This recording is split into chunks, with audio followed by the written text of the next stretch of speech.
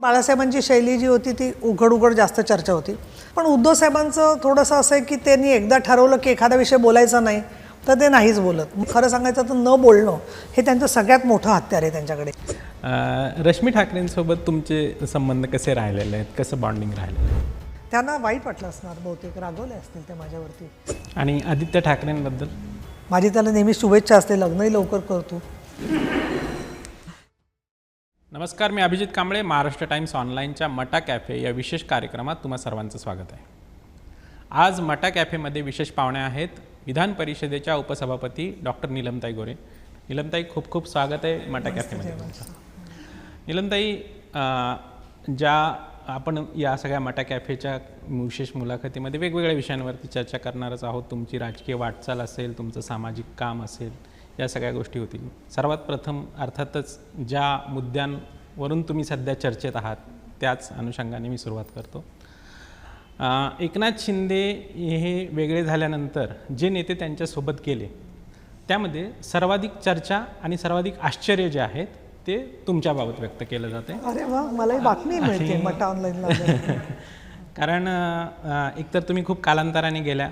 जेव्हा पहिल्या टप्प्यामध्ये इतर नेते गेले त्यावेळेस तुम्ही गेलेले नाही आहेत आणि त्यामुळे आश्चर्य जे आहे ते तुमच्याबाबत जास्त व्यक्त केले जाते. तुम्ही शिवसेनेत असताना, उद्धव ठाकरे नेते असताना तुम्हाला शिवसेनेकडून उपनेतेपद मिळालं, विधान परिषदेचं उपसभापतीपद मिळालं, तीन वेळा तुम्ही विधान परिषदेवर आमदार राहिलेले आहात.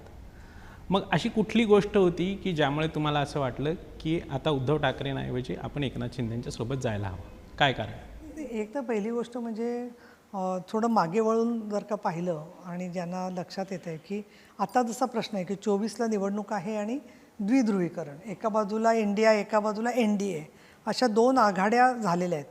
आणि मला मुद्दाम सांगायला पाहिजे की गेल्या 6-7 लोकसभेच्या निवडणुका जर का पाहिल्या, आपण वाचल्या, तर नेहमीच असं होतं की साधारणपणे तिहेरी निवडणूक 2-3दाच झालेली आहे की ज्याच्यामध्ये VP सिंग पण आहेत, काँग्रेस पण आहे, भाजप पण आहे. अशा पद्धतीने बहुतेक वेळेला आणीबाणीच्या नंतरची निवडणूक, त्याच्यानंतर आणीबाणी उठल्यानंतर परत इंदिराजी निवडून आल्या ती निवडणूक, 1984ची राजीव गांधी यांच्या मृत्यूनंतरची निवडणूक, या सगळ्या वेगवेगळ्या, 1991ची राजीव गांधींच्या संदर्भातली निवडणूक नंतरची, 1984ची इंदिराजींच्या मृत्यूनंतरची निवडणूक. तर या सगळ्या निवडणुकांमध्ये आपल्याला दिसतं की एक महत्त्वाचा बिंदू आणि बाकीचे सगळे विरोधात असं एक बिगर काँग्रेसवाद हा डॉक्टर राम मनोहर लोहिया यांनी समाजामध्ये रुजवला विचारांनी. आणि त्यानंतर मग पूर्वीची जी परिस्थिती होती बिगर काँग्रेसवाद, तो आता बिगर भाजपवाद असा त्याचा हळूहळू प्रवास झालेला आपल्याला दिसतोय. एक मला स्पष्ट करायला पाहिजे, मी समाजवादी पक्षात कधीच नव्हते. मी होते ते युवक क्रांती दलात होते आणि युवक क्रांती दल ही एक संघटना आहे, तो राजकीय पक्ष नाही.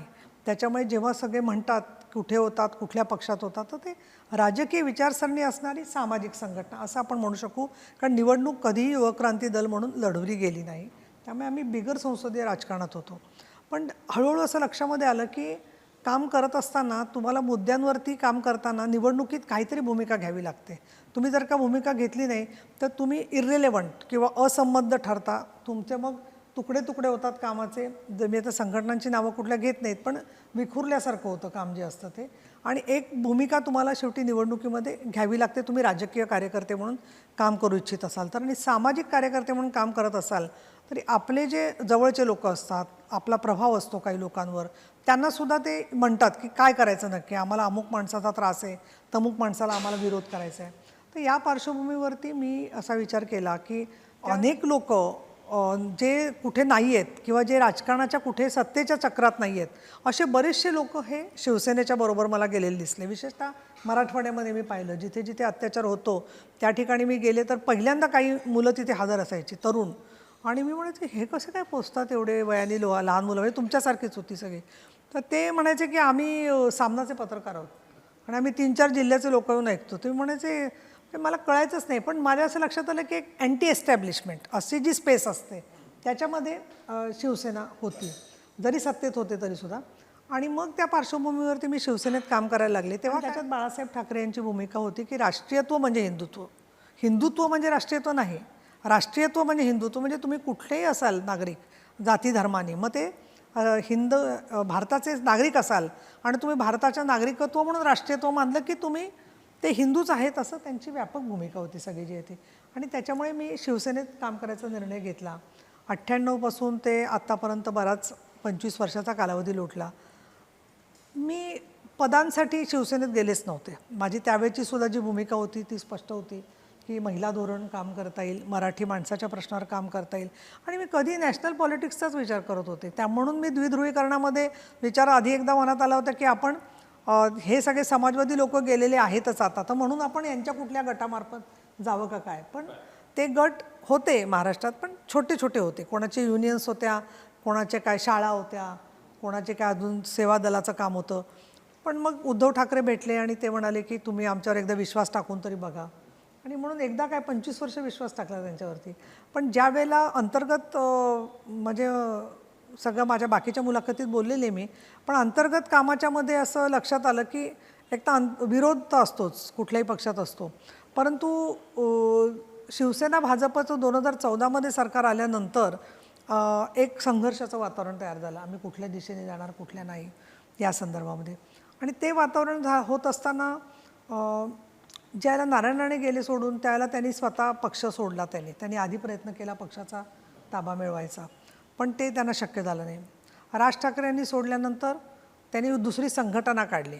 पण या संघटनेतच राहून मी काम करतो असं कोणीच म्हणालेलं नव्हतं. या उलट भूमिका सगळी शिवसेनेची एकनाथ शिंदेंनी स्वीकारलेलीच होती, तीच त्यांनी कंटिन्यू केली. म्हणजे मला तर असं दिसत नाही की कुठे एक भूमिका 2014च्या समजा अधिवेशनात घेतली असेल शिवसेनेने, त्याच्यापेक्षा काही वेगळी भूमिका मांडली एकनाथ शिंदेंनी, असं झालंच नाही. आम्ही बरोबर कामच करत होतो. त्यामुळे मला हा जो शब्द वापरला जातो ना की तुम्ही इकडून तिकडे प्रवेश केला, तर मी आधी शिवसेनेतच होते. प्रत्येक वेळेला जेव्हा मी डिक्लरेशन दिलं आमदार म्हणून, त्याच्यात मी शिवसेना दिलं आणि आत्तासुद्धा शिवसेनाच आहे. आणि निवडणूक आयोगाने निर्णय दिलेला आहे की शिंदेंच्या नेतृत्वाखालची शिवसेनेला चिन्ह मिळेल आणि ती अधिकृत संघटना आहे. प्रश्न असा आहे याच्यामध्ये सगळ्यामध्ये पक्षांतर किंवा हे जे सगळं आपण बोलतोय, तर त्याबद्दलचा विचार नक्की काय आहे. पक्षांतरात विचारांतर असलं पाहिजे. मग फक्त मतभेदाचा मुद्दा हाच आहे की काँग्रेसची भव्य आघाडी का एनडीए. तर आधीपासून माझी भूमिका एनडीएच्याच संदर्भात होती. मधल्या काळात पक्ष शिस्तीचा भाग म्हणून मी पक्षाबरोबर होते, पण नंतर मला असं वाटलं की मवियाचे जे विचार आहे धारा, त्याच्यामध्ये कधी ते जेंडर इक्वॅलिटीच्या आधाराने सुद्धा कॉमन सिव्हिल कोडला पाठिंबा देतील का, तर नाही देणार असं मला वाटलं. आणि म्हणून मी या भूमिकेप्रत आले. जेंडर इक्वॅलिटीचा एक मुद्दा आहे, इतरही मुद्दे आहेत की जे तुम्हाला एनडीएचे मान्य आहेत आणि इकडचे मान्य नाहीत का, त्यावर आपण येऊ. पण मला एक प्रश्न या निमित्ताने विचारायचा आहे की मग नेमकं काय असं झालेलं आहे की तुम्ही म्हणताय की थोडंफार मला काही गोष्टी अडचणीच्या जाणवल्या, तर ते काय झालं असं. कारण आम्ही जे पाहत आलो की ज्यावेळेस एकनाथ शिंदे आमदारांसह वेगळे झाले, त्यानंतर तुम्ही कायम उद्धव ठाकरेंसोबत होत्या. साधारणतः 9 महिने गेले तुम्ही त्यांच्यासोबत होता. तर मग आता असं काय झालं. नाही, मी माझ्या जी याच्यामध्ये भूमिका स्पष्ट केली विधान भवनात शिवसेना पक्ष कार्यालयात, त्याच भूमिकेवरती मी ठाम आहे की मला व्यक्तिगतरित्या काही उद्धव साहेब असतील किंवा आदित्यजी असतील किंवा अजून पदाधिकारी असतील यांच्यावर व्यक्तिगत टीका काहीच करायची नाही आहे. पण मुख्य म्हणजे वैचारिक भूमिका जर का पाहिली, तर ती वैचारिक भूमिका राष्ट्रीय स्तरावरती जी योग्य भूमिका पाहिजे त्या भूमिकेला सुसंगत अशी भूमिका एकनाथ शिंदेंची आहे. महत्त्वाचं दुसरं म्हणजे मराठीचा प्रश्न असेल किंवा बाकीचे राज्याचे अग्रक्रमाचे प्रश्न असतील, असंघटित कामगारांचे प्रश्न असतील किंवा ऊसतोड कामगारांचे प्रश्न असतील, महिलांचे धोरणाचा विषय असतील, त्या सगळ्यामध्ये सकारात्मकच आहे हे सरकार जे आहे ते. तुमची सगळी वाटचाल ही कायम धर्मनिरपेक्ष आणि स्त्री स्वातंत्र्य या अनुषंगाने राहिलेली आहे. तर या सगळ्या पार्श्वभूमीवरती तुम्हाला एनडीएची भूमिका ही महाविकास आघाडी किंवा काँग्रेस आणि इतर पक्षांपेक्षा जास्त पुरोगामी वाटते का. मुळात एक मला सांगायला पाहिजे की मी युवक क्रांती दलात होते. आज युवक क्रांती दलाचं बद्दल काही बोललं तर त्यातली काही तरुण मुलं आहेत तर ते म्हणतात की तुम्ही आत्ता युवक क्रांती दलात का येत नाही. तर मला इथे सांगायला पाहिजे की जेव्हा युवक क्रांती दलाचे माझे मतभेद झाले, त्याला मुख्य मतभेद काय होता की आपण बिगर संसदीय राहून काम करू शकत नाही. आपण कुठल्या तरी राजकीय पक्षाचं काम केलं पाहिजे आणि विचारांनी कुठला पक्ष जवळचा वाटतं, तो जो जातीभेदाच्या पलीकडे पोचायचा प्रयत्न करतो तो पक्ष महत्त्वाचा वाटतो आहे. आणि त्यावेळेला मी पहिल्यांदा 84ला जेव्हा भूमिका घेतली तेव्हा तुम्हाला हसायला येईल, मी तेव्हा लिहिलेलं आहे युवक क्रांती दलाच्या रजिस्टरमध्ये की या संघटनेमध्ये कुठली बैठक कमीत कमी 7 ते 8 तास चालते आणि तरी एकमत होत नाही. परत ठरलं जातं की आता परत बसूया आणि चर्चा करूया. तर एवढा वेळ मला एक मुलगी आहे, मला दवाखाना आहे, मला चरितार्थ आहे आणि अशा वेळेला मी एवढा वेळ देऊ शकत नाही आणि म्हणून मी लिहून ठेवते मत माझं लेखी की ज्या बैठका घ्याल त्या मर्यादित वेळेत घ्या, निर्णयाप्रत या आणि कार्यावरती जास्त तुम्ही स्वतःचं लक्ष जे आहे ते केंद्रित करा. आणि हे अतिशयोक्ती नाही, मी त्या रजिस्टरमध्ये तेव्हा लिहून ठेवलेले की जेव्हा नंतर कोणी वाचतील त्याला परत एकदा बसूया, परत चर्चेचा तंतू काढायचा, 4 वाजेपर्यंत चर्चा करायची, झोपून उठून परत दिवसभर चर्चा आणि परत एकमतच नाही. काय म्हणजे मी कसं आहे माहिती आहे का, मी आदर आहे मला युक्रांत अतिशय माझ्या जवळची विचार आहे माझा आजसुद्धा. तो विचार मग ते तळागाळातले लोक असतील, असंघटित कामगार असतील, त्यांच्याबरोबर मी काम त्या विषयाचा करायचा प्रयत्न केला.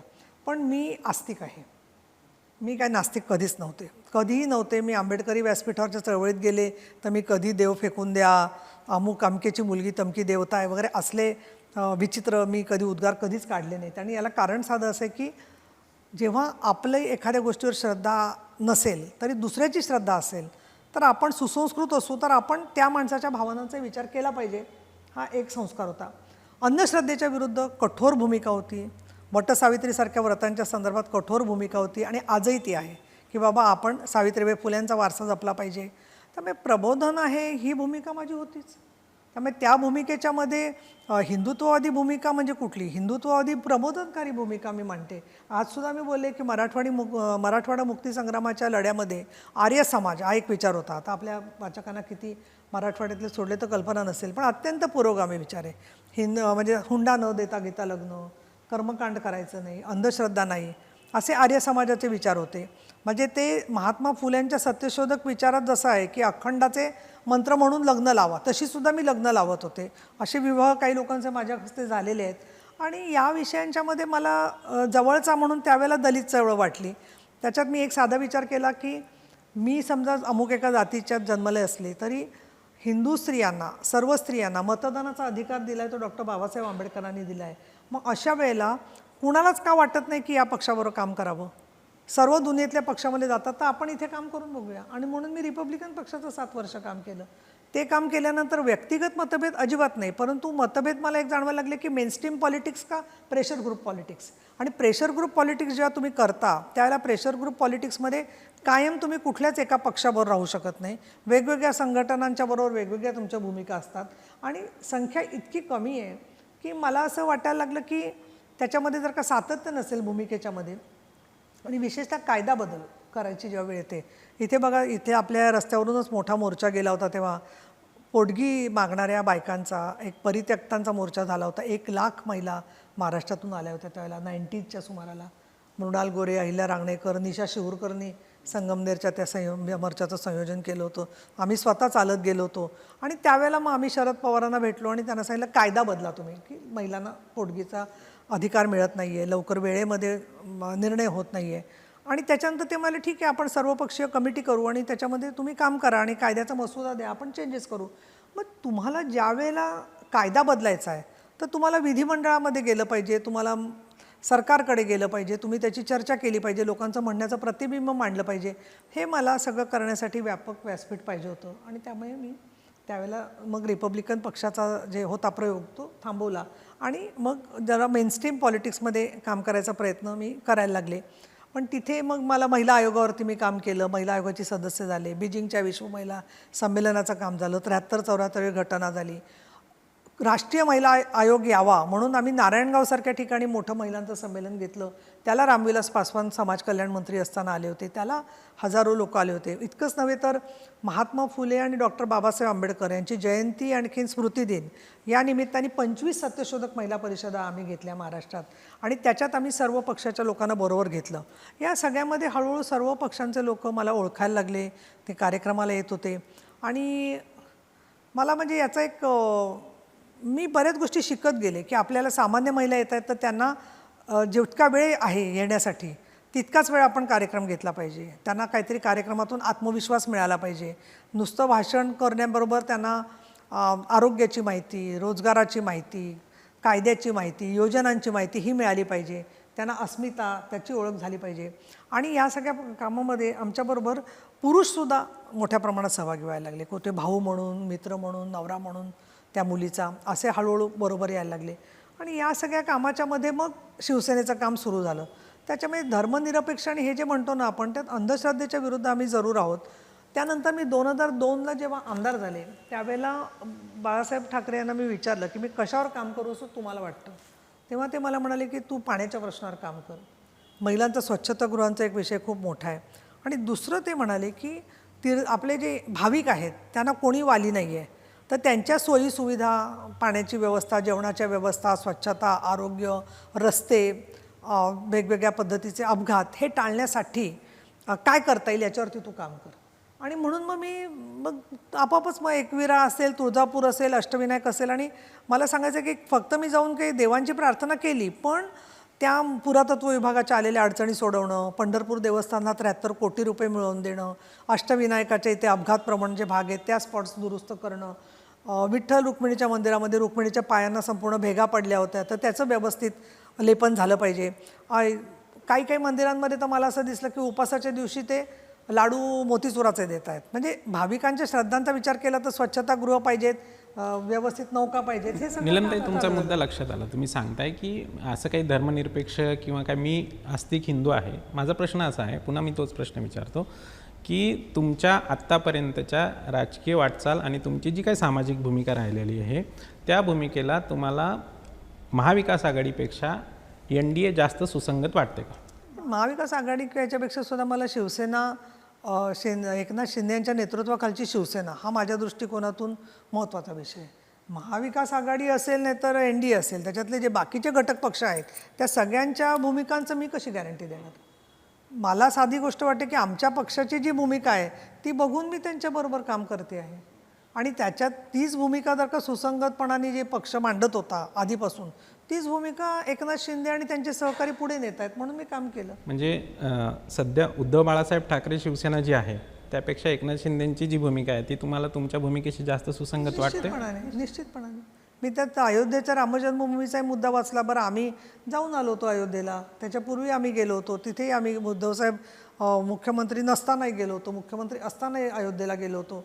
तर त्या शेवटच्या वेळेला जेव्हा आम्ही गेलो त्याच्यानंतर मी गेले नाही, त्यावेळेला तर एकनाथ शिंदे, संजय राऊत सगळे आमच्या बरोबरच होते. मग ह्यांच्याकडे आत्ता शिवसेना उद्धव बाळासाहेब ठाकरेकडे कोणती उणीव जाणवते तुम्हाला भूमिकेच्या बाबतीत? जसं तुम्ही म्हटलं की इकडची भूमिका जास्त सुसंगत वाटते, तर इकडे काय विसंगती जाणवते? नाही, एक तर पहिली गोष्ट असं आहे की 13 जूनला ज्या वेळेला कॉमन सिव्हिल कोडबद्दल, समान नागरी कायद्याच्याबद्दल सूचना मागवल्या आणि त्या सूचना मागवल्यानंतर मी जवळजवळ 15-20 दिवस त्याच्या आधीच अभ्यास करत होते, कारण मला माहिती होतं हे येणार आहे.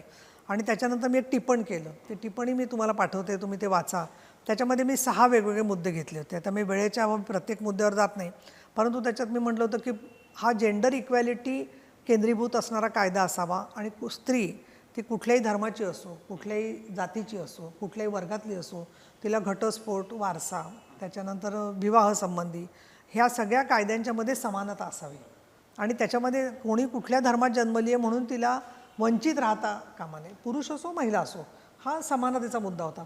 ते मी जेव्हा पाठवलं तेव्हा मला उघड असं नाही, पण आधी दबक्या आवाजात रिॲक्शन आली की उद्धव साहेबांनी जाहीर करण्याच्या आधीच तुम्ही कशी काय भूमिका जाहीर केली.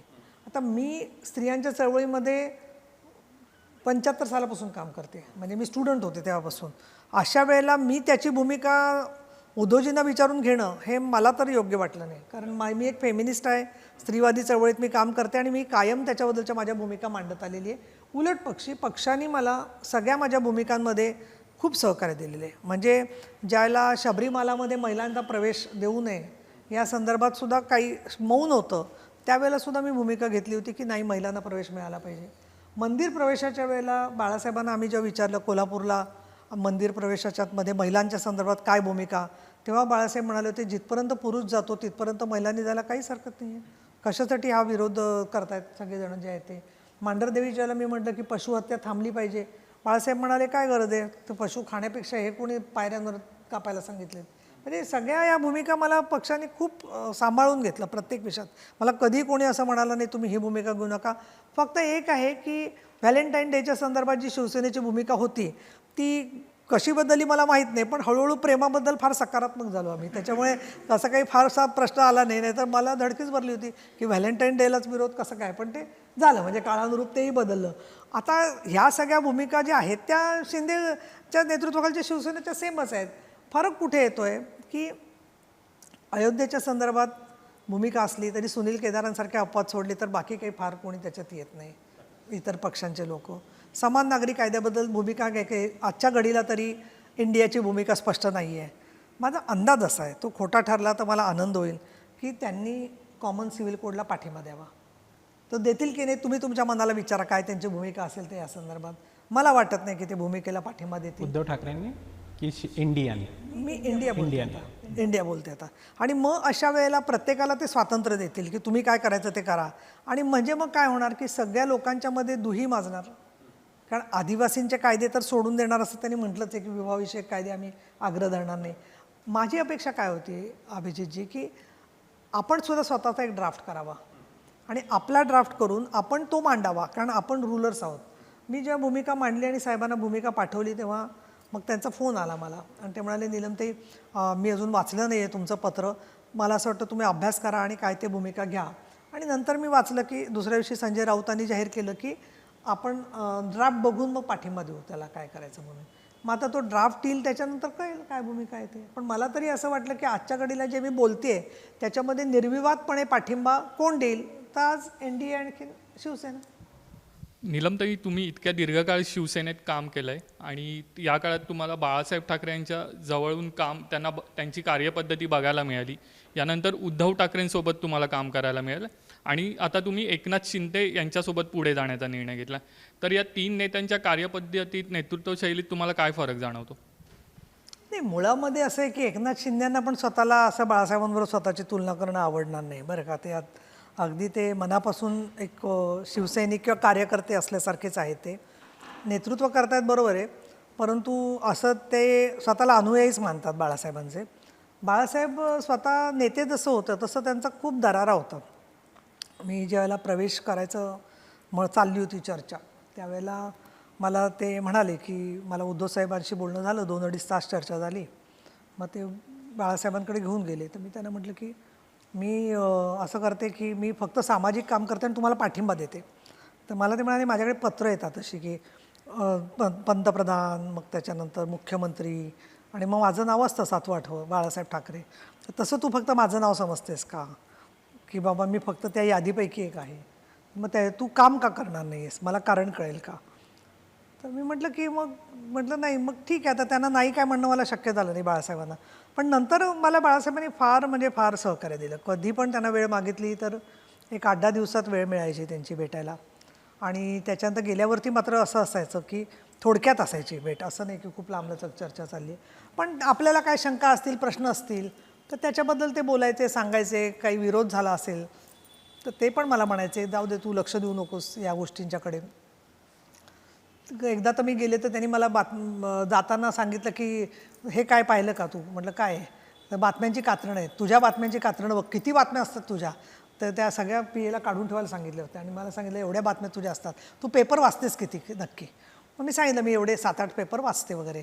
मग प्रवक्ता ज्यावेळेला मला केलं त्यांनी त्यावेळेलाही पण ते म्हणाले सगळे पेपर वाचतेस तर त्याचा नीट उपयोग कर त्याप्रमाणे जे आहे ते. आणि एक लक्षात ठेव की सार्वजनिक भूमिका प्रवक्त्याची आणि वैयक्तिक भूमिका ही वेगळी आहे असं शिवसेनेत चालणार नाही. जे काय असेल ती भूमिका सार्वजनिक म्हणूनच बोलायची, असं त्यांचं एक शैली होती कामाची. कधी रागवले नाही माझ्यावरती ते विशेष नाही म्हणजे कधीतरी एखादे संतप्त मनस्थिती असेल, कोणाला भेटणार नसतील तर भेटले नाहीत, असं सुद्धा झालं. पण बाळासाहेबांची शैली जी होती ती उघड जास्त चर्चा होती. उद्धवसाहेब अतिशय शांत आहेत स्वभावाने त्या मानाने. म्हणजे उद्धवसाहेबांच्या कधी अशी भीती वाटली नाही उद्धवसाहेबांची. बाळासाहेबांचा दरारा होता. उद्धवसाहेबांच्यावर आम्ही फ्रीली गप्पा मारायचो, बोलायचो. पण उद्धवसाहेबांचं थोडंसं असं आहे की त्यांनी एकदा ठरवलं की एखादा विषय बोलायचा नाही तर ते नाहीच बोलत. मग तुम्ही कितीही करा, तुम्ही त्यांना 50 मेल पाठवा, नाही तर 5 मेल पाठवा, नाही तर 10 वेळा जा तिथे, तर तो विषय बोलतच नाही शेवटपर्यंत. म्हणजे खरं सांगायचं तर न बोलणं हे त्यांचं सगळ्यात मोठं हत्यार आहे त्यांच्याकडे, की ज्याच्यामुळे ते संवाद टाळून देतात त्याच्यामध्ये जे आहे ते. आणि आम्हाला या गोष्टीची सवय नव्हती अजिबात, त्यामुळे खूप मनस्ताप व्हायचा. हळूहळू त्याची पण सवय पडली, लक्षात यायला लागलं त्या गोष्टी ज्या आहेत त्या. पण नंतर माझ्या लक्षात आलं की मी ते इतरही इंटरव्ह्यूजमध्ये बोलले की मुख्यमंत्री झाल्यावरती जो संवाद कमी झाला अतिशय, त्याच्यामध्ये ज्या 15, 16, 17 वर्ष लोकांचे प्रश्न घेऊन मी गेले होते त्यांच्याकडे, मग त्यात पाथर्डीचे लोक होते, परभणीचे लोक होते, लातूरचे लोक होते, मुंबईचे होते, पुण्याचे वारकरी होते, शेकडो लोक होते की ज्यांची शिष्टमंडळं घेऊन आम्ही त्यांना भेटलो होतो किंवा त्यांच्यावर दौऱ्यात आम्ही होतो. ह्या सगळ्या लोकांचं आमच्यावर प्रेशर यायचं की आम्हाला साहेबांना भेटायचं. आणि मग त्याच्यासाठी शक्य नव्हती भेट. आधी कोविडचं कारण होतं, पण नंतरसुद्धा ते शक्य होईनासं झालं. त्यावेळेला मग वाईट वाटायचं त्या गोष्टीचं फार. तरी ते थोडाफार भेटायचे, बोलायचे, प्रयत्न करायचे, नाही असं नाही. पण मुख्य बाळासाहेब ठाकरे आणि उद्धवजी ठाकरे यांच्या शैलीत जो कामाचा फरक आहे ना, त्याच्यामध्ये बाळासाहेब तुकडा तोडायचे एखाद्या विषयाचा आणि उद्धवसाहेब तसं न करता ती गोष्ट प्रलंबित ठेवतात किंवा त्या माणसाचा पेशन्स संपावा असं ते वाट बघतात त्याच्यासाठी. असा दोघात फरक आहे. तुमच्या सामाजिक जीवनाबरोबरच तुमचं राजकीय जीवन देखील तितकंच खडतर राहिलेलं आहे. तुम्ही अनेक महिलांच्या प्रश्नांवरती तुम्ही त्यांना समुपचारण केलं आहे, काउन्सिलिंग केलं आहे. तर हजारो महिलांचं काउन्सिलिंग केल्यानंतर तुम्ही एका मुलाखतीत असं सांगितलं की ज्यावेळेस हे सगळं शिंदेंच्या शिवसेनेची ठाकरेंची शिवसेना ज्यावेळेस निर्णय घ्यायची वेळ आली त्यावेळेस मी मृत्यूची वाट बघत होते, तुम्ही असं वाक्य वापरलं. तर एवढ्या सगळ्या महिलांचे प्रश्न सोडवल्यानंतर, एवढ्या सगळ्या महिलांना काउन्सिलिंग केल्यानंतर हा विचार मनात यावा तुमचा, एवढं उद्विग्न व्हायला काय नेमकं झालं होतं, अशा काय घटना होत्या? मी एक अत्यंत भावनापूर्ण व्यक्ती आहे. मला वाटतं सगळेजण आपण असतो भावनापूर्ण व्यक्ती. पण ज्यावेळेला मी युवक क्रांती दलात काम करत होते त्यावेळेचा पण मी एक अनुभव लिहिलेला आहे की मी ज्याला आई झाले आणि त्यावेळेला सगळ्या युवक क्रांती दलाच्या लोकांनी असं गृहीत धरलं की आता हिला वेळच मिळणार नाही. सगळेजण म्हणायचे की नाही आता तू कसा वेळ मिळणार तुला, मुक्ताचं तुला काम बघावं लागतं.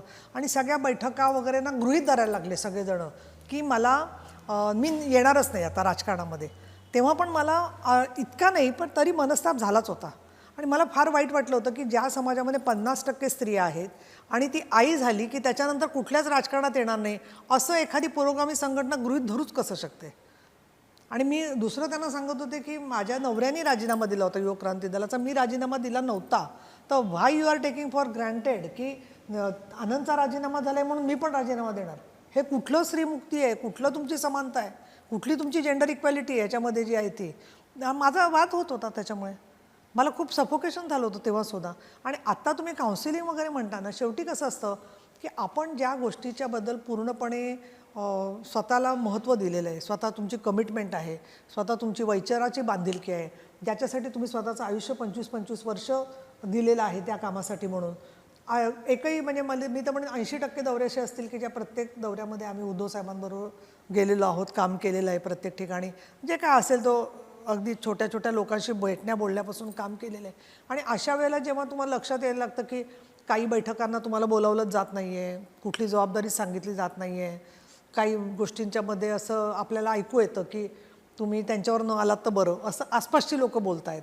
तर मग तुम्हाला लक्षात येतं ना की कशासाठी आपलं काय चुकी आहे किंवा आपला काय दोष आहे की ज्याच्यामुळे आपल्याला टाळलं जातं. हे जेव्हा कळेन असं होतं आणि त्याच्यामध्ये you are just standing against a wall. तुम्ही एका भिंतीसमोर उभा आहात, तुम्हाला काही कळतच नाही की नक्की काय चाललं आहे अशा वेळेला, मग तुम्ही काय करणार? आणि करणार म्हणजे मी काय राजकीय मृत्यू असतो, काही मृत्यू भावनासुद्धा आपण जेव्हा एखादा माणूस आपल्या आयुष्यात खूप जवळ असतो आणि दूर होतो त्या भावनिक मृत्यू होतो त्या मैत्रीचा किंवा नात्याचा. तसं काही वेळेला राजकारणामध्ये जे तुम्हाला लक्षात येतं की तुम्हाला डेड एंडला तुम्ही पोचला आहात, अशा वेळेला तुम्हाला ठरवायला लागतं की व्हॉट टू डू, काय करायला पाहिजे आपण. या अर्थाने ते सगळे विचारातलं ताणतणाव असतो तुम्हाला. आणि मग अशा वेळेला तुम्हाला लक्षात येतं की पुढे मार्ग काय, आता काय करायचं आपण. आणि या दृष्टीने मी ते वाक्य वापरलं. त्यामध्ये खूप लोकांना वाईट वाटले, मला खूप लोकांनी फोन केले, काही बायका रडत होत्या, बरेचसे नातेवाईक आमचे रडत होते की तुम्ही असं मनात आणू नका. मी काही लगेच जाऊन असं कृत्य करणार नव्हते, पण विचार येत होता मनामध्ये. हे मी ते अगदी ते उत्स्फूर्तपणाने बोलायचं नाही, पण माझ्या तोंडून ते सत्य गेलं म्हणजे समोर जे आहे ते. आणि मला उलटं असं वाटतं की शिंद्यांनी एका टोकाला जाऊन विद्रोह केला. ज्या शिवसैनिकाला विद्रोह करायचा नाही आहे तर त्यांचे सफोकेशननी कशामुळे ते काय सफर करतायत कोणी विचार केला आहे का? मी हे सुद्धा बोलले मधल्या एका इंटरव्ह्यूमध्ये की हिलिंगला स्वतःच्या वेळ द्यावा लागतो. आपल्या जवळची एखाद्याच माणसं दूर जातात तर त्यावेळेला आपल्याला स्वतःला सावरायला वेळ द्यावा लागतो. तो वेळ द्यायचाच नाही. आणि ही घाण गेली, ती घाण गेली, अमुक माणूस गेला, बरं झालं ते गेले, आता हे डुक्कर झाले ते कसं म्हणजे 1-2 दिवस लोक बोलतील, पण शेवटी ज्यांच्याबरोबर तुम्ही 25 वर्ष 15 वर्ष काम केलेलं आहे अशा माणसांच्याबद्दल इतकी टोकाची भूमिका घेणं, ती म्हणजे मी मानते, आता त्याच्यात कोणाला चुकीचं वाटेल, भगवद्गीता पण मी बरीचशी वाचलेली आहे आणि त्याच्यात त्यांनी एक म्हटलेलं आहे की जे मेलेले आहेत आणि जे गेलेले आहेत त्यांचा तुम्ही शोक करू नका, पण त्या मानसिक अवस्थेत याच्यासाठी सुद्धा वेळ लागतो. असं आज उठलो आणि लगेच उद्या सुरू केलं धडाधड शिव्या देणं, हे तर अवघड काम आहे म्हटलं. कारण आपण असं कधी वागतच नाही कोणाबरोबर. आपल्या मित्रमैत्रिणींबरोबर वाद झाला तरी आपण असं करतो का की अगदी त्याच्याशी आरेकारे करून त्याची आईमाई काढतो का? मग आपण का असं राजकारण करतोय असं सुरू. मतभेदाच्या जागी मतभेद असू शकतात, काहीच हरकत नाही मतभेद असायला. आणि मी त्या दिवशी म्हटलं तर मतभेद असू शकतात, पण मनभेद करायचं कारण काय? आणि आमच्या पक्षामध्ये समजा काही लोक म्हणाले असते एका मीटिंगमध्ये जाऊन आता बसलेल्या की आम्ही 50 लोकांना आम्हाला नेता बदलायचा आहे, तुम्हाला वाटतं त्यांना नीट जिवंत जाऊ दिलं असतं बाहेर?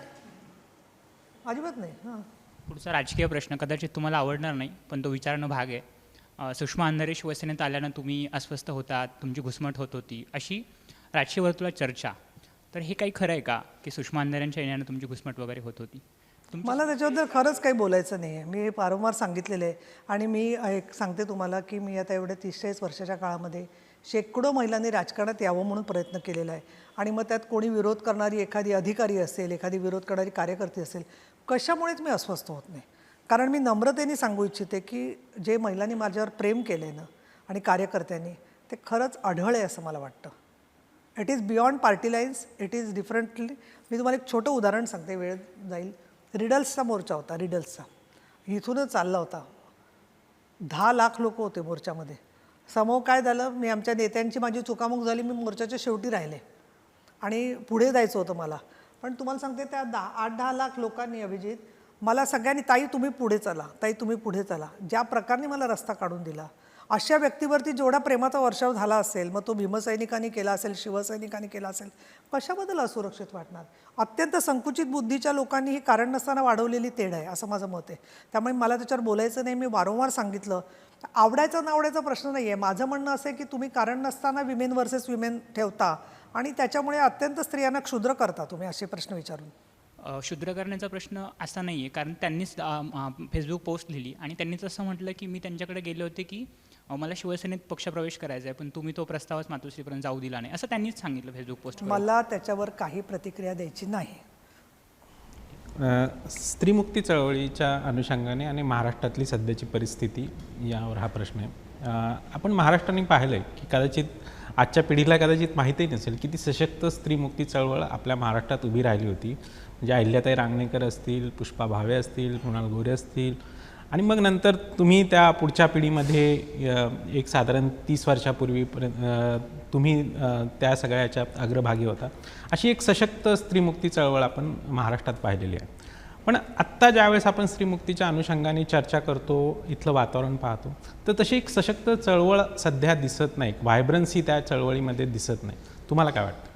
एक असं आहे की स्त्रियांच्या चळवळ नव्हे तर अनेक चळवळीची माध्यमं बदलली आहेत. ज्या प्रकारे लोक पूर्वी रस्त्यावर व्यक्त होत होते त्याच्याऐवजी आता ते सोशल मीडियावर व्यक्त होतात किंवा संवादातून माध्यमातून व्यक्त होतात. त्यामुळे त्याच्याबद्दल पूर्वीचंच लाटणी घेतलेली स्त्री रस्त्यावर उतरली पाहिजे ही एक आपली वैचारिक जी चौकट आहे साचेबंद, त्याच्या पलीकडे पोचलं पाहिजे असं मला वाटतं. मुळात कौटुंबिक हिंसाचार किंवा वेगवेगळ्या पद्धतीचे बलात्कार, अत्याचार याच्यावरती निर्भयाचं एवढं मोठं आंदोलन उभं राहिलं, ज्याच्यामुळे 2013ला कायदा बदलला गेला देशभर आणि त्याच्यात ज्या पद्धतीने तरुण मुलं मुली आले आणि त्यांनी त्याच्यात सहभागी झाले ते आपण जर का पाहिलं, किंवा मी अनेक ठिकाणी बघते पोलीस इन्स्पेक्टर्स असतात किंवा शिक्षिका असतात, शिक्षक असतात, ते गुड टच बॅड टचच्या संदर्भामध्ये मुलामुलींना समजावून सांगतात, किंवा पती पत्नी दोघांच्यापैकी थोडी असतील कुटुंब पण ते एकमेकाच्या करिअरच्या संदर्भात सजग झालेले लोक आहेत. या सगळ्या सुद्धा खूप चांगली गोष्ट आहे, सुचिन्ह आहेत ही जी आहे ती. व्हायलन्स अगेन्स्ट विमेन, मुलींचं अपहरणासारखा विषय, आवर बॉडीज अवर सेल्स आणि प्रत्येक निर्णय प्रक्रियेत महिलांचा सहभाग, याच्यावरती ग्रामीण भागात आणि शहरी भागात गरीब स्त्री प्रचंड व्होकल झालेली आहे. स्त्रिया बोलायला लागल्या आहेत, फक्त बोलून थांबल्या नाहीत, कृतिशील झालेल्या आहेत. त्यांना मदत करणारा जो पुरुष वर्ग आहे तो सुद्धा मदत करताना त्याला आता लाज वाटत नाही, असे सुद्धा लोक आहेत की जे ओन करतात हे विषय जे असतात ते. आणि हा जो बदल आहे तो खूप मोठा स्वागतार्ह आहे असं मला वाटतं. प्रश्न कुठे होतो आहे की जे लोक दबंग आहेत किंवा जे लोकांना महिलांच्या संदर्भात आदर नाही आहे, सन्मान नाही आहे. तर असे लोक जे आहेत ते एका परत पुरुषी वर्चस्वाच्याच कल्पनेतलं राजकारण करतायत आणि त्याच्यात महिलासुद्धा त्याचं काही ठिकाणी नेतृत्व करतायत की ज्याच्यामध्ये महिलांनी महिलांचं चारित्र्यहनन करणं, महिलांनी महिलांच्या संदर्भात नावं ठेवणं की जे मृणालताई किंवा अहिल्याताई किंवा आमच्या संदर्भात कधीच नव्हतं.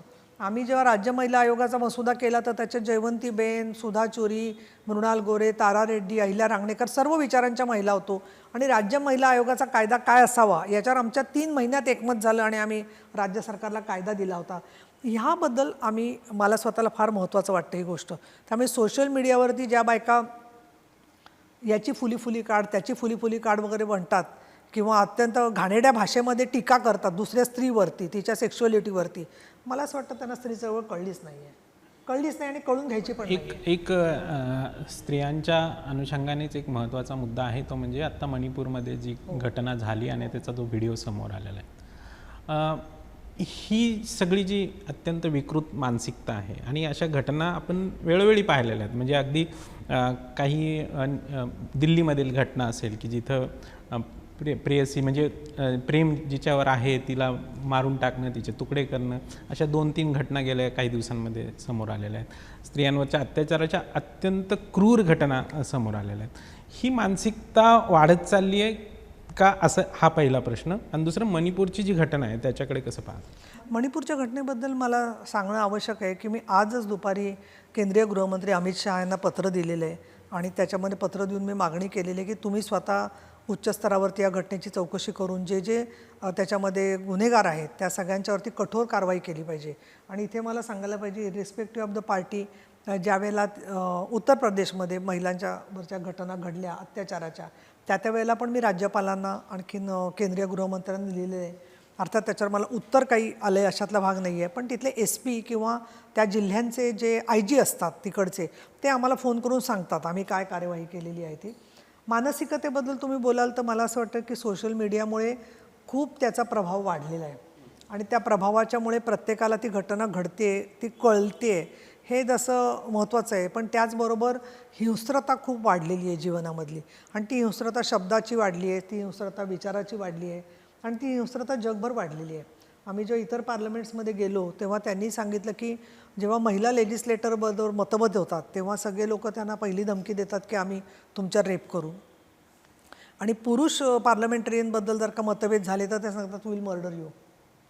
इतकं झालं की यावेळेला जागतिक महिला आयोगाच्या सत्रामध्ये काही राजकारणातल्या महिलांनी सांगितलं की आम्ही कॅमेरे ऑफ करून सगळी चर्चा करणार आहोत कारण आम्हाला कॅमेऱ्यावर बघून परत आम्हाला शोधणारे लोक आहेत, हॅक करतात आणि त्या महिलांना त्याच्यावरती. त्यामुळे त्याबद्दलसुद्धा काही महिला तुरळक आहेत, थोडी संख्या आहे, पण त्यांनी त्यांच्या मुलींवरती वगैरे बलात्काराच्या धमक्या दिल्यावर त्या राजकारणापासून दूर झालेल्या आहेत.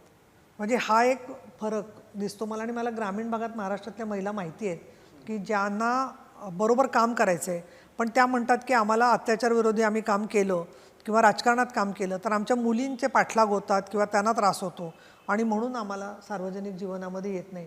अभिजित, आजही महिलेला रात्रीच्या वेळेला उघड्यावरती टॉयलेट असतील बांधलेले आणि तिथे जायचं असेल तर सोबतीला मुलगा छोटा न्यावा लागतो 4-5 वर्षाचा. म्हणजे तो आता काय संरक्षण करणार, पण निदान रडेल म्हणून त्याला आज घेऊन जावं लागतं, अशी परिस्थिती आहे. त्यामुळे थोडक्यात महिलांना विहार स्वातंत्र्य नाही आहे. प्रत्येक ठिकाणी सोबतीला कोणीतरी न्यावं लागतं आहे कारण समाजातले जे हे अशा पद्धतीने वागणारे लोक आहेत त्यांना थांबवणारे जे लोक आहेत त्यांचाच खून करणारी माणसं आहेत. मग अशा वेळेला सामूहिक आपल्याला इच्छाशक्ती जागृत करण्यासाठी जेवढं शक्य होईल तेवढं आम्ही प्रयत्न करते की कम्युनिटीचं सहभाग या सगळ्या बाबतीत असला पाहिजे. आणि बेल बजाव वगैरे कॅम्पेन काही लोक करतायत, कोणीच करत नाही असं नाही आहे. काही ठिकाणी तर चित्र दिसते आपल्याला की लोक स्वतःच त्याच्यावरती प्रतिकार करतायत. अशाच जरीपटका नागपूरची घटना आहे, आपण काही कोणी त्यांना सांगितलं नव्हतं पण कोर्टामध्ये जाऊन महिलांनी गुंडाचा समाचार घेतलेला आहे. त्यामुळे या सगळ्या गोष्टी ज्या आहेत त्या प्रतिक्रिया वैफल्यातून येते. पण आम्ही सारखं सरकारला सांगतोय, आजही मी देवेंद्रजी फडणवीस होते सभागृहात, त्यांना म्हटलं की कन्व्हिक्शन रेट वाढवण्याच्या संदर्भात जे तुम्ही उपाययोजना करताय त्या अधिक मजबूत जर का झाल्या तर जपानसारखा 99% कन्व्हिक्शन रेट आपला झाला पाहिजे, ही आपली भूमिका असावी. एक तुम्ही राजकारणाचाही मुद्दा निघाला. तुम्ही सांगितलं की ग्रामीण भागात राजकारण करत असताना जर महिला राजकारणात सक्रिय झाल्या तर मुलींना त्रास होतो आणि तर अगदी ग्रामीण भागापासून ते अगदी मुंबईपर्यंत आपण हा सगळा अनुभव पाहतो. तुम्ही ह्या सगळ्या प्रक्रियेकडे कसं पाहता आणि कितपत चॅलेंजिंग आहे कुठल्याही महिलेला आज राजकारण, जी स्वयंभू आहे, जिला कुठलंही तिचे वडील, तिचे भाऊ कुणी राजकारणात नाही आहे, आणि अशी महिला ज्यावेळेस राजकारणात पुढे येण्याचा प्रयत्न करते त्यावेळेस जो काही संघर्ष करावा लागतो, तुम्ही त्याच्याकडे कसं पाहता? या सगळ्या संघर्षात मीडिया आमचा मित्र आहे. म्हणजे त्याच्यामुळे आम्हाला खरंच खूप काम करता आलं. मी नवीन आमदार होते तेव्हा सभागृहात काही वेळेला गोंधळ व्हायचा, तर मी उतरत होते आणि पायरीवरतीच पत्रकार भेटले आणि त्यातले एक जण म्हणाले, आता ते नाही आहेत, शशिकांत सांगबोर म्हणून पत्रकार होते, ते मला म्हणाले की ताई तुम्ही कधी विरोध झाला म्हणून गप्प बसू नका, कोणी तुम्हाला पाठिंबा देवो किंवा न देवो आम्ही तुमच्याबरोबर आहोत आणि we will be always with you. त्याच्यामुळे मला असं वाटतं की माध्यमं आहेत, काही चांगले पोलीस अधिकारी आहेत, समाजातले काही घटक असतात, ते फोन करून सांगतात. आणि त्यामुळे माझे वडील आज नाही आहेत हयात, दिवाकर गोरे, पण ते सांगायचे one day one door will open. कुठल्या न कुठल्या दारातून, कुठल्या न कुठल्या भूमिकेतून तुम्हाला मदत मिळते. आणि त्याच्यामुळे खूप चांगल्या महिला सरपंच म्हणून आता बघा, ही जी राहुल कराडांनी कॉन्फरन्स घेतली होती, सगळ्या संसदेतून महिला आल्या होत्या, त्याच्यात जवळजवळ 127 महिला आल्या होत्या. त्यातल्या 35 आमदार मला भेटले आणि आम्ही एक चर्चा घेतली आणि त्याच्यात ज्या ते स्त्रिया अनुभव सांगतायत, त्या म्हणाल्या आम्हाला इतका संघर्ष करावा लागतो पण आम्ही ऐकतच नाही. ही जी महिलांची तयारी झाली आहे ना, ही खरंच अमेझिंग आहे. आणि मला असं वाटतं की खूप काळामध्ये आपण खूप अंतर चालून आलो आहे, त्याच्यामुळे हा संघर्ष आपल्याला अपरिहार्य आहे, पण त्याच्यातून बऱ्याचशा लोकांना प्रेरणा मिळते, हे फार महत्त्वाचं आहे. नीलमताई, जेव्हापासून एकनाथ शिंदेंनी ठाकरेंची साथ सोडली त्यानंतर त्यांना मिळणारा पाठिंबा दिवसेंदिवस वाढतोय असं दिसतंय, पण त्यांच्यासोबत एक खासदारांचा आणि आमदारांचा शिवसेनेतील एक मोठा चंक गेला त्यांच्याबरोबर. पण सामान्य शिवसैनिक अजूनही उद्धव ठाकरेंच्या पाठीशी असं बोललं जात आहे आणि राज्याच्या इतर भागामध्ये शिंदेंना पाठिंबा हा वाढता दिसतोय. पण मुंबईत परिस्थिती उलटी आहे. मुंबईत जो ठाकरेंची जी क्रेज आहे ती कायम आहे. तर या पार्श्वभूमीवर आगामी जी मुंबई महानगरपालिकेची निवडणूक होईल त्यात काय फरक पडेल? असं आहे, राजकारणामध्ये जर तरला काही अर्थ नसतो. मी कधीच कोणाचं वाईट चिंतणार नाही, पण मला असं वाटतं की शेवटी निवडणुकीच्या निकालानंतर ठरतं ना कोणाला खरं किती पाठिंबा आहे किंवा नाही ते. आणि म्हणून मला असं वाटतं की बाकीच्या सगळ्या ज्या गोष्टी आहेत त्या तशा महत्त्वाच्या आहेत, पण त्याच एंड इन इटसेल्फ नाही आहेत, तो शेवट नसतो. आणि जनतेचा पाठिंबा तर अलीकडे शेवटच्या 2-3 महिन्यात एकत्रित होतो आणि लोक निर्णय घेतात कुणाला मतदान करायचं किंवा काय करायचं ते. आणि त्याच्यामुळे जे शिवसैनिक त्या ठिकाणी आहेत तर त्या शिवसैनिकांना स्वतःला जे योग्य वाटेल ते करतील. राज्य सरकारनं गेल्या 5-6 महिन्यांपूर्वी एक आंतरजातीय आणि आंतरधर्मीय विवाह समिती एक नेमली होती. त्याला विरोध झाल्यानंतर त्यातून आंतरजातीय हा मुद्दा त्यातून काढून टाकण्यात आला. आंतरधर्मीय काढला, आंतरजातीय काढला आणि आंतरधर्मीय ठेवला. आंतरधर्मीय ठेवला. हां. आणि आता सध्या आपल्याकडं मुलांना 21 वर्ष आणि मुलींना 18 वर्ष पूर्ण झाल्यानंतर लग्न करण्याचा, त्यांचा संज्ञान झाल्यानंतरचा निर्णय घेण्याचा अधिकार आहे. तर हे समिती आणि हा व्यक्ती स्वातंत्र्याचा मुद्दा, याच्याकडे तुम्ही कसं पाहता? मुळामध्ये मला असं वाटतं की सैराटसारखा चित्रपट तुम्ही पाहिला असेल तर लग्नानंतर तो सुद्धा तिला इतकं प्रेम करत असतो तरी मारतो तिला. त्याच्यामध्ये रिलेटिव्ह नाही नाही नाही नाही असेल ना, पण जेलसी नावाचा फॅक्टर असतोच. प्रेमविवाह असेल, आंतरजातीय असेल, आंतरधर्मी असेल. एक दुसरं असं की आपल्या समाजामध्ये जे लोक स्वेच्छाविवाह करतात कुठल्याही जाती धर्माच्या पलीकडे पोचून, त्यांना त्यांचे मित्रमैत्रिणी असतील तर ते भाग्यवान म्हणायचे. पण जे तसे नाही आहेत त्या लोकांना संस्कृती, जेवण, खाणं, व्हेज, नॉनव्हेज, कपडे, लत्ता, साफसफाई हे एक संस्काराचा वारसा घेऊन ते आलेले असतात. त्यामुळे सरकारने कितपत त्याच्यात करावं किंवा करू नये, पण मग समाज तरी किती ठिकाणी पोचणार. म्हणजे मी जेव्हा विचारलं या कमिटीचं काय झालं तेव्हा जवळजवळ 4 महिन्यापूर्वी 206 लोकांनी त्याची मदत घेतली होती. कुटुंबांनी ज्यांचं आंतरजातीय लग्न झाली आहेत त्यांनी तिची मदत घेतली होती. त्यामुळे त्यांचा हेतूबद्दल लोकांना शंका असेल की बाबा धर्मीय लग्नांना विरोध करायचा त्यांचा हेतू आहे किंवा काय. पण माझं म्हणणं एकच आहे त्याच्यामध्ये की लग्नानंतर तू आम्हाला मेलीस किंवा माहेरच्या लोकांनी मदतच करायची नाही किंवा जाऊन तिला मारहाणच करायची असं सुद्धा समाजात घडतं आहे. अशा वेळेला मदत करणाऱ्या यंत्रणा सरकारची मान्य नसेल तर बाकीच्या लोकांनी यंत्रणा चालवावी मदतीसाठी म्हणून. पण दुसरं असं होतं की लग्नानंतर बऱ्याचशा वेळेला ती कुटुंब एकटीच पडतात या सगळ्यामध्ये आणि त्यातून मुलं जेव्हा छोटी जन्माला येतात तेव्हा नवरा बायको हे दोघंच फक्त सगळं विदाऊट फॅमिली सपोर्ट करायचा प्रयत्न करतात. आणि एक सांगते अभिजित, आपले जे म्हणजे समाजातलं जे प्रागतिक वर्तुळ आहे ना त्याच्यामध्ये थोडा जरी मतभेद झाला ना तरी कुटुंबात थोडाफार मतभेद लोक स्वीकारतात. पण आपले पुरोगामी मित्रमैत्रिणी जे आहेत ते थोडा तरी मतभेद झाला ना तर आयुष्याचं बोलणं सोडून देतात. नंतर 15-20 वर्ष बोलतच नाहीत एकमेकाशी. म्हणजे एवढी जिथे असहिष्णुता आहे तिथे माझं म्हणणं ज्या ठिकाणून मदत होत असेल तिथे लोक घेणार ना मदत. कशी काय म्हणजे त्यांना शक्य मग ते कुठेही जातात, मग शेवटी डॉक्टरकडे जातात, ओळखीच्या लोकांकडे जातात. तर मला असं वाटतं की सरकारने त्याच्याबद्दल सर्व समुपदेशनाच्या सेवा, कौटुंबिक सल्ला हे उलट वाढवले पाहिजेत. म्हणजे केवळ ते धर्मापुरते नसावेत, सगळ्यांसाठीच ते उपलब्ध असले पाहिजेत असं माझं मत आहे. महिला प्रश्नांवरती तुम्ही एवढं आत्ता तन्मयतेनं बोलत होता, पण ह्याच्या उलट चित्र अगदी विधिमंडळात आहे. ज्यांना कायदा मान्य आहे, ज्यांना हे सगळे नियम वगैरे मान्य आहेत, जेंडर इक्वॅलिटीबद्दल त्यांना ही सगळी जागरूकता आहे. तुमच्याच पक्षाचे भरत गोगावले त्या दिवशी असं म्हणाले की महिला आणि पुरुष यात काही यात काही फरक आहे की नाही, आदिती तटकरांपेक्षा मी चांगलं काम करेल. एक उपसभापती म्हणून आणि एक महिला म्हणून दोन्ही म्हणून तुम्ही याच्याकडे कसं बघता? म्हणजे तुमच्याच पक्षाचे आमदार ते. नाही, मला काय वाटतं की एक घटना आयसोलेट करून काय बोलणं बरोबर नाही आहे. त्याच्यामध्ये जे आहे ते माझी काय भूमिका असणार आहे तुम्हाला जाणीवच आहे.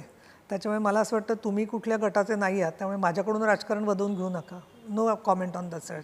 मी वाचल्याप्रमाणे तुमच्यावर एक स्टोरी केली होती.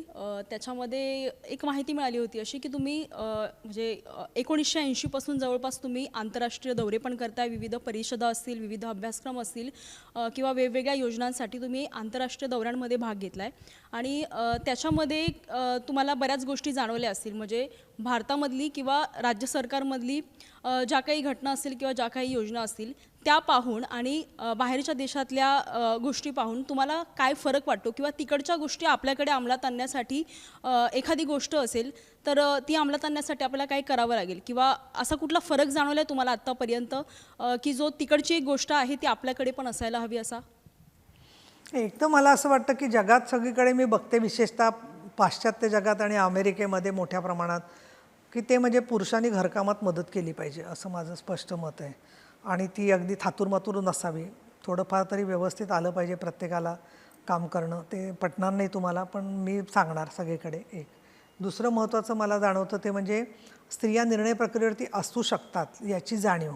बऱ्याच वेळेला आम्हाला असं दिसलं की आम्ही जेव्हा पार्लमेंट डेलिगेशनमध्ये गेलो तर महिला असतील त्या समोरच्या बाजूला टेबलवर, तर बहुतेक त्या कोणीतरी सेक्रेटरी किंवा लिहून घेणाऱ्या किंवा चहा कॉफी आणून देणाऱ्या व्यक्ती असाव्यात असं गृहीत धरतात. पण ती अध्यक्ष असते विधानसभेची किंवा त्या पंतप्रधान असतात किंवा त्या उपपंतप्रधान असू शकतात.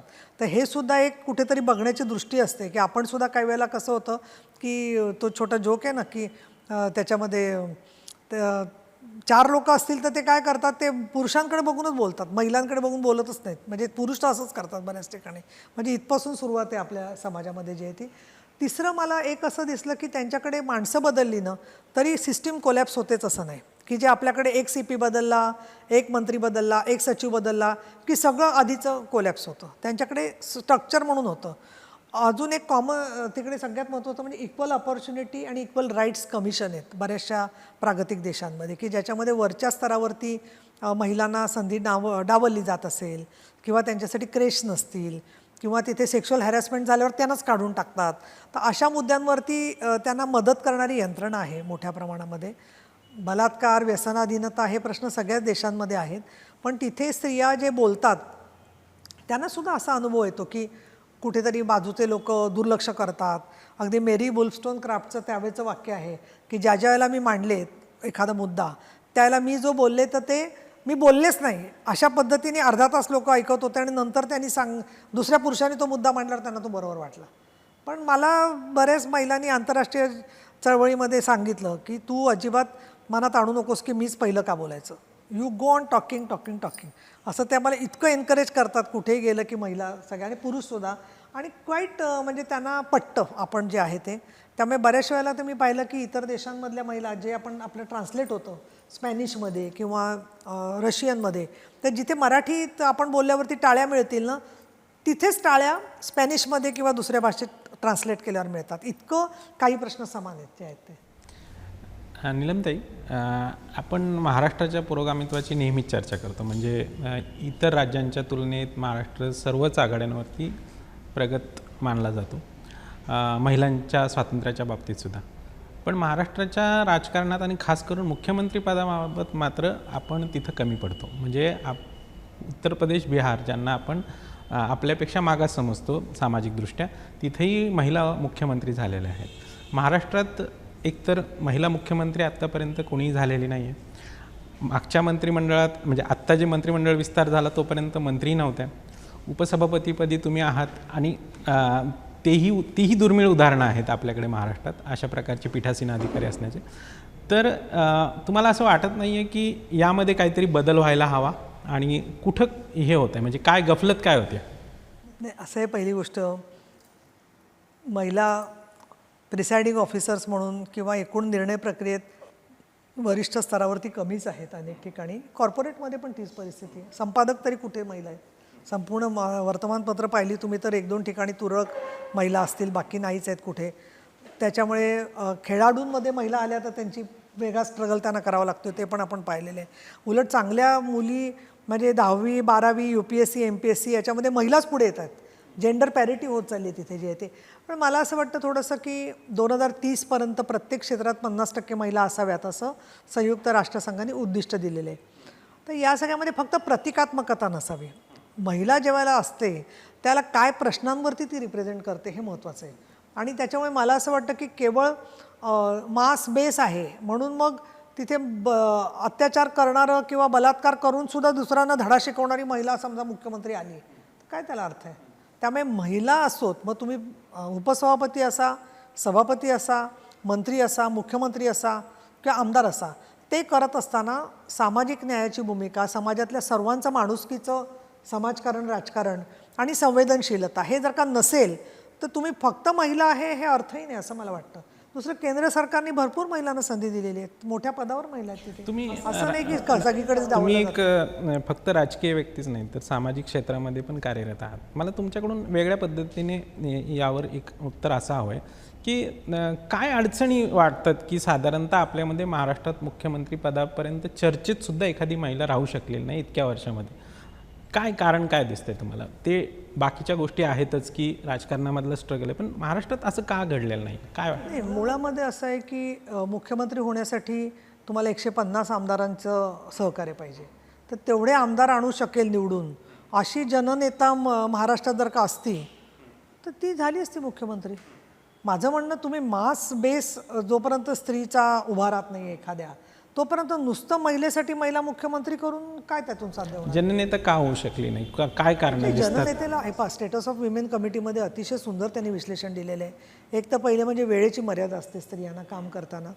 दुसरं, हिंसा, पैसा आणि चारित्र्यहनन हे 3 मुख्य अडथळे आहेत की ज्याच्यामुळे स्त्रियांना राजकारणामध्ये पुढे जात असताना प्रत्येक पायरीवरती कुठेतरी वेग कमी करावा लागतो किंवा थांबावं लागतं.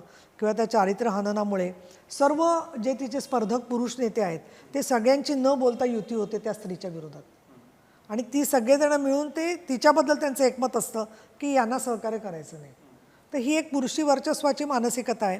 पण स्त्रियांचा अष्टावधानीपणा असणं, स्त्रीचं काम करणं, सामान्य लोक जी आहेत ते स्त्री पुरुषात मतभेद करत नाहीत.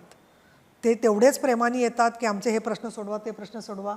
भारतीय समाज म्हणजे आहे ते अतिशय प्रेमळ आहे आणि अतिशय त्यांचा विश्वास आहे स्त्रियांवर, त्यामुळे स्त्रिया पुढे चाललेल्या आहेत. ते मला असं वाटतं की कधीतरी असा काळ येईल की ज्याच्यामध्ये अशी स्त्री नेता येईल पुढे की जिच्यामुळे मास बेसमुळे निवडून आलेली आहे.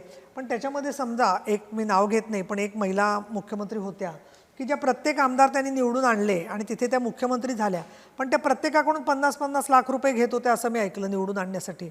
आता हे तरी सगळ्या महिला नेत्यांना पटणारी गोष्ट आहे का की आपण अशा पद्धतीने इतकं मनी पॉवरचं राजकारण करावं की नाही? पण आजच्या घडीला अशा सगळ्या गोष्टी घडतात राजकारणामध्ये. त्यामुळे हा शब्द डोक्यावरून जाईल लोकांच्या. पण साध्य साधन सुचिता हा जो शब्द आहे, कुठलं साध्य करण्यासाठी काय आपण साधन वापरायचं हा शब्द आणि त्याच्याप्रमाणे कृती केली तर एखाद्याच महिला मुख्यमंत्रीपदापासून लांबी राहतील. पण मला काही त्याला हरकत वाटत नाही आहे. त्याच्यासाठी फरफटत जायचं आणि हा सगळा उद्योगधंदा करायचा कोण सांगितलं आहे? आपण कॉफीवरच गप्पा मारतो त्यामुळे प्रश्न कॅन्डिड आहे. आत्ता सध्या जे काही राजकीय नेते आहेत महिला, त्याच्यामध्ये तुम्हाला कुठले प्रॉबेबल चेहरे वाटतात की ज्यांच्यामध्ये क्षमता आहे महाराष्ट्राचं मुख्यमंत्री होण्याची? नाही, आम्ही नाव काही घेऊ इच्छित नाही, एवढ्यासाठी नाही घेत की त्यांच्याबरोबर किती आमदार आहेत किंवा काय आहेत किंवा त्यांच्या पक्षातली काय भूमिका आहे या संदर्भात काही बोलणं. दुसरं महत्त्वाचं मला असं वाटतं की त्यांची मला वाट लावायची नाही नाव घेऊन. मी त्यांची सगळ्यांची हितचिंतक आहे असं धरा. तर असं नाव घेतलं की राजकारणातून कट होतोय माणूस. त्याच्यामुळे शक्यतो आपण सांभाळतो काही गोष्टी ज्या आहेत त्या. तुमची इच्छा आहे का राज्याचा मुख्यमंत्री होण्याची? आता तर मी उपसभापती आहे, त्याच्यामुळे विधान परिषदेचं मला काम स्वतःला अतिशय आवडतं, कारण मला सर्व विषय घेता येतात. त्याच्यानंतर मी जे निर्देश देते ते आमचे सभागृह किती प्रेमाने माझ्याशी सगळे वागतात आणि सगळं ऐकतात. तर ते आपलं काम चांगलं सोडून अजून कुठेतरी धावायचं, त्याच्याऐवजी मला असं वाटतं शिंदे बरे आहेत ना, आपण सांगू ते सगळं स्वीकारलं जाईल त्या ठिकाणी. तर चांगले मुख्यमंत्री असे असावेत की जे आपल्या प्रश्नाबद्दल संवेदनशील आहेत, ते महत्त्वाचं आहे आत्ताच्या घडीला. आपण मगाशी बाळासाहेबांविषयी बोललो, उद्धव ठाकरेंविषयी बोललो. रश्मी ठाकरेंसोबत तुमचे संबंध कसे राहिलेले आहेत, कसं बॉन्डिंग राहिलेलं आहे? रश्मी ठाकरेंशी अतिशय घरगुती आणि चांगले संबंध आहेत. त्यांचे कौटुंबिक काय नातीगोती असतील, बाकीचे लोक असतील, त्यांच्याबद्दलही आम्ही बोलायचो. आमच्या घरगुती विषयांवरती चर्चा व्हायच्या. त्या आमच्या घरी आलेल्या आहेत आणि आमच्या वडिलांचं खूप स्नेह होता. वहिनी म्हटल्या की आई बाबा दोघंही जणं चौकशी करायचे प्रत्येक वेळेला, आणि चांगलं होतं सगळं. म्हणजे त्यांना वाईट वाटलं असणार, बहुतेक रागवले असतील ते माझ्यावरती, कारण काही वेळेला त्यांनी त्यावेळेलाही फोन करत होत्या सारख्या मी राजीनामा दिल्यावर. पण मी त्यांना म्हटलं होतं त्याच्या आदल्याच आठवड्यामध्ये की मी येऊन तुम्हाला सांगेन पाहिजे तर वहिनी काय मला वाटतंय ते त्याच्यामध्ये.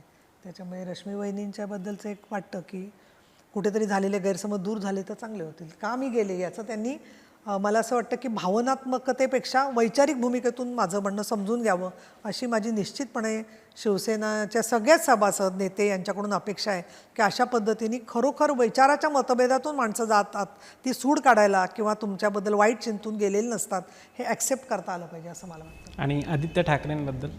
आदित्य ठाकरे एक अतिशय उत्साही व्यक्तिमत्व आहे. तर माझ्याबरोबर पहिल्यांदा दौरे आम्ही केले पुण्यामध्ये, त्याच्यात पहिल्यांदा पुण्यामध्ये आम्ही रोड शो केलेले आहेत. त्याचा पर्यावरणाचा अभ्यास चांगला आहे आणि सस्टेनेबल डेव्हलपमेंट गोल्सच्या विषयावरचा तो एक उत्कृष्ट महाराष्ट्राचा अभ्यास असणारा नेता आहे. त्याचा उपयोग समाजकारणात राजकारणात झाला पाहिजे, त्याच्या सजेशन्सचा, असं मला वाटतं. माझी त्याला नेहमी शुभेच्छा असते, लग्नही लवकर करतो. उद्धव ठाकरे परिषदेमध्ये येऊन गेले आणि तुम्ही त्यावेळेस पीठासीन अधिकारी होतात उपसभापती म्हणून. तर काही कम्युनिकेशन झालं का? आणि एक म्हणजे तुम्ही त्यांना चिठ्ठी दिली आणि मग त्या चिठ्ठीची चर्चा आहे, तर नेमकं काय झालेलं आहे? आता असं आहे, महाराष्ट्र टाइम्सवर माझं प्रेम आहे, याचा अर्थ मी सगळंच तुम्हाला सांगेन असं नाही. त्याच्यामुळे पण एक आणखी एक चर्चा की तुम्ही त्यावेळेस त्यांना व्हॉट्सअप मेसेज पण केला असं तर तुम्ही त्यांनी काय विचारायचं तुम्ही त्यांना विचारा ना, तुम्हाला भेटले तर बघा. ताई खूप खूप धन्यवाद.